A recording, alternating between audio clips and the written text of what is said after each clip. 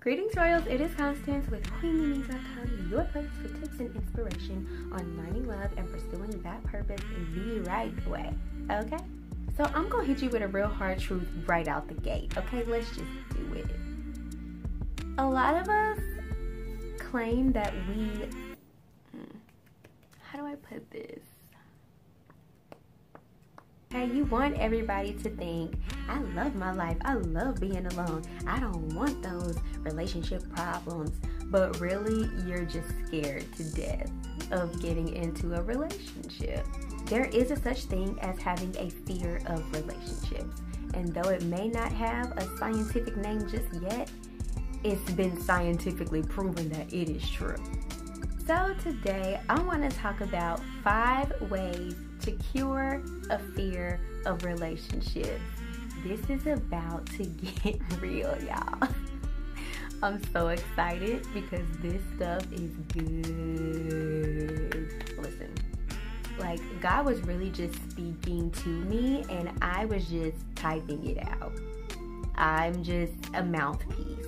So this information is coming straight from heaven because God wants you to be in a loving relationship. He doesn't want you to keep everybody at arm's reach.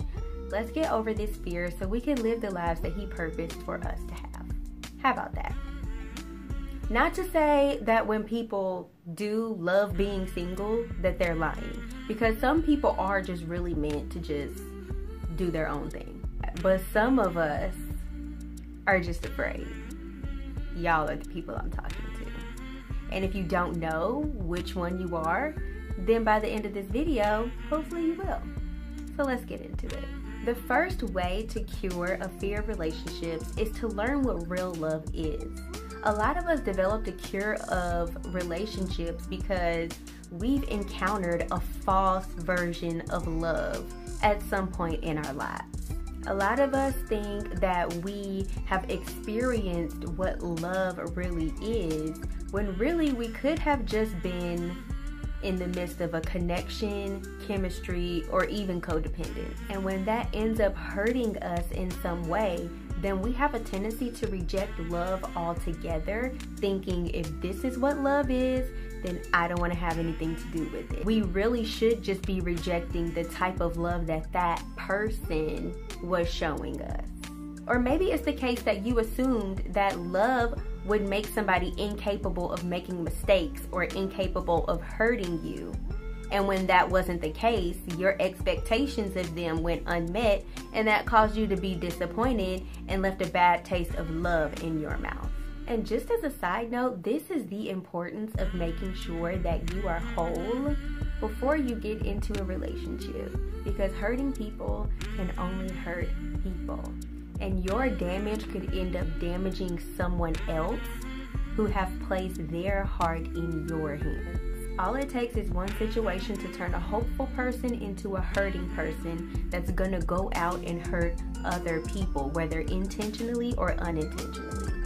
The realest, purest form of love is explained in 1 Corinthians 13, verses 4 through 7. And the best way to attract someone with these qualities is to first possess them. I always say you don't attract what you want, you attract who you are. So I suggest taking a moment to really dig into yourself and be honest about which of these qualities you need more of. Work on increasing those qualities before you open yourself up to a relationship, so that when you do open yourself up, you are attracting people who have those qualities as well. The second way to cure a fear of relationships is to just do it. The best way to overcome a fear is to face it, right? And the more you make yourself do things that you're afraid to do or uncomfortable to do, the more you become fearless, because it's going to build up your courage each and every time you're able to conquer something. So when you conquer one thing and you look to the next, you're like, okay, I did that, I can do this. And when you conquer that, you look back and you say, I did that and that, I can do this. And it just keeps progressing until you feel like there's nothing I can't do. And you can do that when it comes to love as well. but the first thing you have to do is step out there. What is the one thing that most people say after they finally face a fear? That wasn't so bad. And it's probably gonna be like that with love too. You're probably making it a lot more scary in your mind than it actually is. And if it makes you feel any better, the person that you're gonna get into a relationship with is probably just as afraid as you are. Sometimes we can be so worried about what someone else can do to hurt us that we completely disregard what we might do to hurt them. They're just as scared as you are. It's scary. Love is a risk. So make sure that you're not only protecting yourself from risk, but that you're not being a dangerous risk to someone else too. The third way to cure a fear of relationships is to not overthink it. As I mentioned just a minute ago, a lot of times our thoughts and our assumptions make things worse than they actually are. Overthinking allows you to come up with these worst case scenarios that probably won't ever happen. And it causes you to create this mental failure before you even try. Did you know that the brain cannot tell the difference between a hypothetical mental visualization versus an actual memory that really happened? So when you're thinking about these worst case scenarios over and over again, in your brain, those things actually happen. So essentially, you failed before you even start. And you can see how that can kind of paralyze you in fear right where you are. Because mentally, you've already tried and failed. So avoid the hypothetical thoughts and situations and just stick to the facts of the situation itself. I am a notorious overthinker. And not only that, I'm a perfectionist.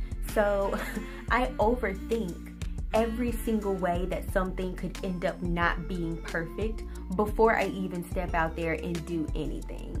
And a lot of times that causes me to procrastinate, and that procrastination turns into inaction to where I just don't do it at all. So when I feel myself starting to overthink, then I have to reel myself back and go down a list of the facts so far.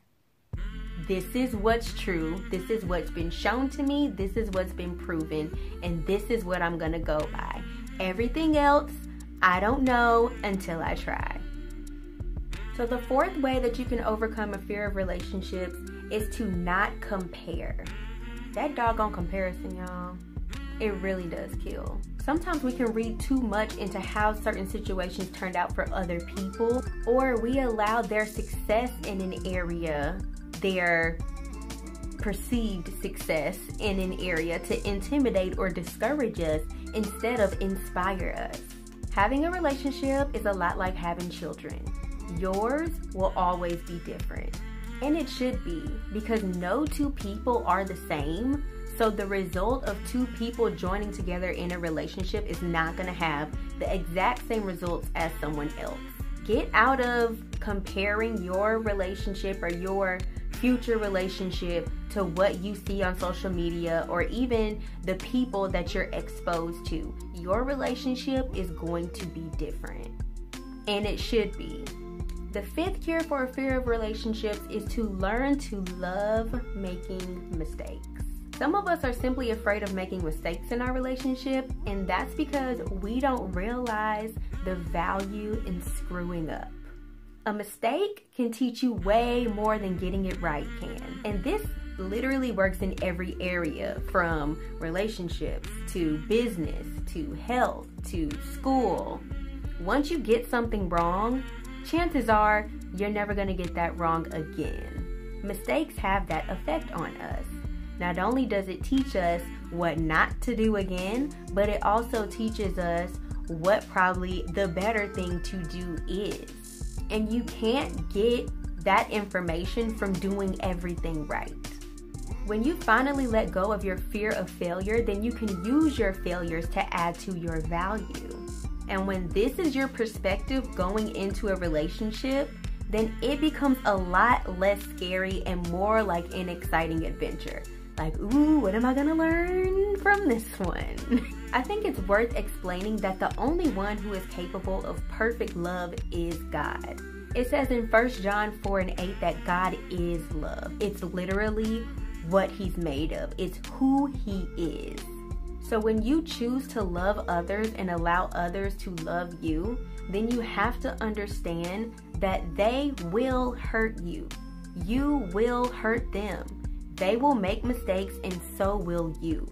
You're not God. You're not perfect. That's the risk of loving when you're a human.